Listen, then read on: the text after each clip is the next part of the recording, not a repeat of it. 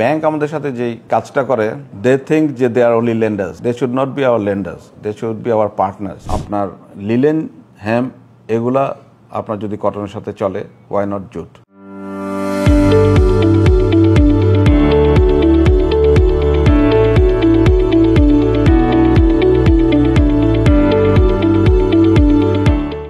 নতুন একটা ফ্যাক্টরি করছি আমরা, হুমায়রা কম্পোজিট। সো ওই হুমায়রা কম্পোজিটে আমরা নতুন কিছু প্রোডাক্ট, সেটা হচ্ছে all diversified, like cotton, linen, blended all yarns and hemp, jute and all other blends আমাদের এই কম্পোজিট মিলে আমরা করেছি উইথ ডাইং ফ্যাসিলিটিস। তো আমাদের একটা এখানে মডিউলার লাইন আছে, যেখানে আমরা 500 কেজি থেকে আপনার 2 টন, 3 টন, 4 টন পর্যন্ত করতে পারি। সো এখানে কোনো সমস্যা হয় না আমাদের। আমরা আমাদের মতো ডেভেলপ করছি বিভিন্ন রকমের ইয়ার্ন, প্লাস আমাদের বায়ার যারা আছেন তারাও যে ইয়ার্নগুলো আমাদের দেয়, সেই ইয়ার্নগুলো আমরা সুন্দরভাবে তাদের ডেভেলপ করে আমরা দিই। সেকেন্ডলি, আমরা রিনিউয়েবল এনার্জিতে অনেকটা এগিয়ে গেছি। আমাদের 14 মেগাওয়াটের একটা নিজস্ব এখন সোলার লাগছে আমাদের পুরো ফ্যাক্টরিতে। That will be implemented within 3 to 6 months এর মধ্যেই এটা হয়ে যাবে। সালমা গ্রুপ আমরা এস্টাবলিশ করেছি 1998। আমরা এই ব্যবসায় নিয়ারলি 70 years। আমরা ইন্ডাস্ট্রিতে গেছি মেবি লাইক 25 years। তো আমার দাদা was like in the textile business, তারপর আমার বাবা লেট দবিরউদ্দিন চৌধুরী। তো আমার বাবা হচ্ছে one of the main architect Jamdani sari.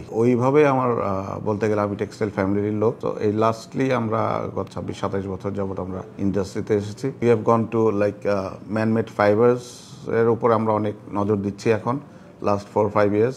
এখন আমাদের যে মেশিনগুলো ছিল ফুলি কটনের জন্যই ছিল। লাস্ট 4 years-এ আমরা কি করেছি, নিয়ারলি 70% অফ আওয়ার প্রোডাকশন আমরা এখন ম্যানমেড ফাইবার বা ব্লেন্ডেড ইয়ার্ন যেটা বলেন, এগুলোর মধ্যে এখন পুরোপুরি যেতে পারি। আমরা একটা নতুন ফ্যাক্টরিও করেছি পুরোপুরি, প্রায় 22 টনসের কটন মিলান্স উইথ ডাইং এন্ড এভরিথিং। এটা ভালো একটা ডিমান্ড আছে দেশে। Orders are very small, 2 ton, 3 ton, 4 ton. Nextly হচ্ছে যে আমরা ফ্ল্যাক্সের ফাইবার দিয়েও কিছু ইয়ার্ন করছি, সেটারও ভালো এখানে আমরা রেজাল্ট পাচ্ছি এবং ডিমান্ডও আছে।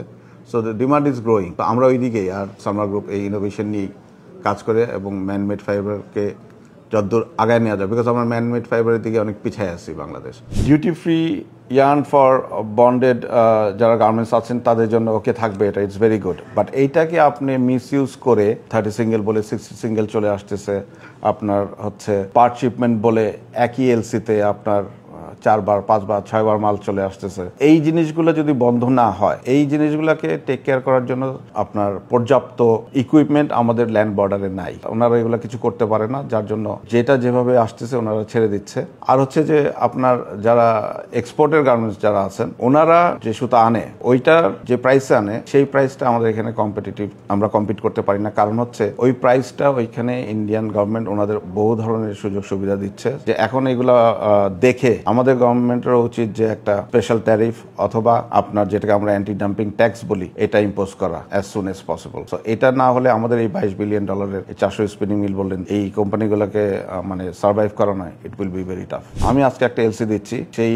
মালটা এসে পৌঁছাতে অ্যাটলিস্ট 3 মাস তো লাগেই, কিছু কিছু সময় এটা 6-7 মাস লেগে যায়। আমার যদি এইখানে একটা আপনার বন্ডেড ওয়ারহাউস থাকতো, এলসি আমি আজকে দিলেই উইদিন 5 to 7 days আমি মালটা পেয়ে যাবো। ওই কটনটাকে আমি ইউজ করি, কিন্তু 1 মাসের মধ্যেই প্রোডাকশনে আমি দিয়ে দিতে পারবো, অনেক তাড়াতাড়ি রেভিনিউ জেনারেট করতে পারবো, অনেক তাড়াতাড়ি আমি আমার ব্যাংকে টাকাটা পরিশোধ করতে পারবো। কিন্তু এই সাইকেলটা এখন আমাকে 9 মাস 10 মাস লেগে যায়। কিন্তু বন্ডেড ওয়ারহাউস হলে আমার মনে হয় না এটা 4 থেকে, এটা হাফ হয়ে যাবে। তখন কিন্তু আমার ব্যাংকের সাথে এত এলসির মধ্যেও যেতে হবে না, আমি অনেক কম ব্যাংকের ক্রেডিট লাইন দিয়ে আমি কাজ করতে পারবো।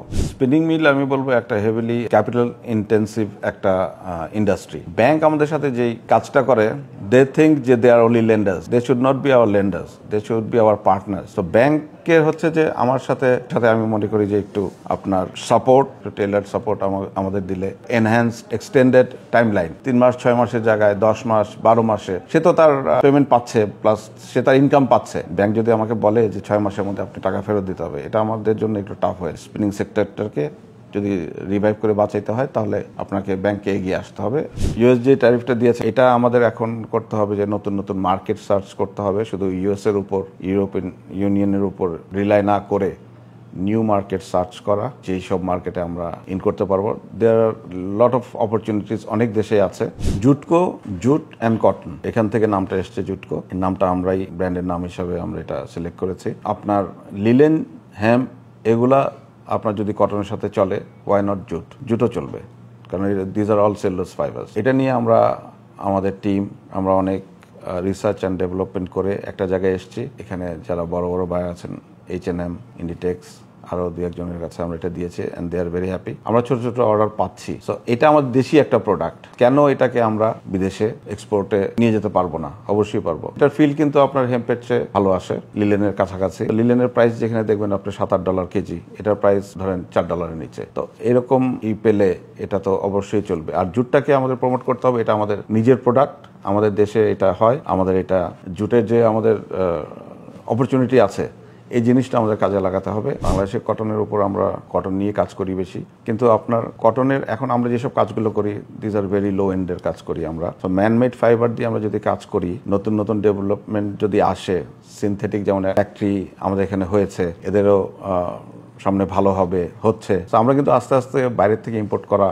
কমিয়ে দিচ্ছি। দেশের টাকা দেশে থাকতেছে, দেশে ডলার দেশে থাকতেছে। ম্যানমেড ফাইবারের মধ্যে আপনি ভ্যালু এডিশন যত করতে পারবেন, এটা কিন্তু কটনের মধ্যে 100% কটন বা পিসি এগুলোর মধ্যে করা যায় না। এখানে অনেক অনেক কিছু আছে যে আপনি ম্যানমেড ফাইবার দিয়ে করতে পারবেন এবং মার্কেট এটার অনেক বেশি বড়। এইটার উপর আমাদের আসলে কিছু R&D করতে হবে সবাইকেই। আমরা আমাদেরকে গত 4 বছরে 5 বছরে একটা জায়গায় এনেছি যেখানে আমরা আমাদের ফ্যাক্টরিগুলো, আমাদের 5টা স্পিনিং মিলের মধ্যে 70% আমরা হ্যান্ডমেড ফাইবার ইউজ করতে পারি, চালাইতে পারি। সো আমাদের কিন্তু যে কোনো প্রোডাক্ট আমরা যেটা করি সেটা তো আছেই, যদি আমাদের কোনো স্যাম্পল দেওয়া হয় পুরোপুরি আমরা সেই কাজটা তাতে করে দিতে পারি। এখন আমরা fully prepared for man-made fibres and everything.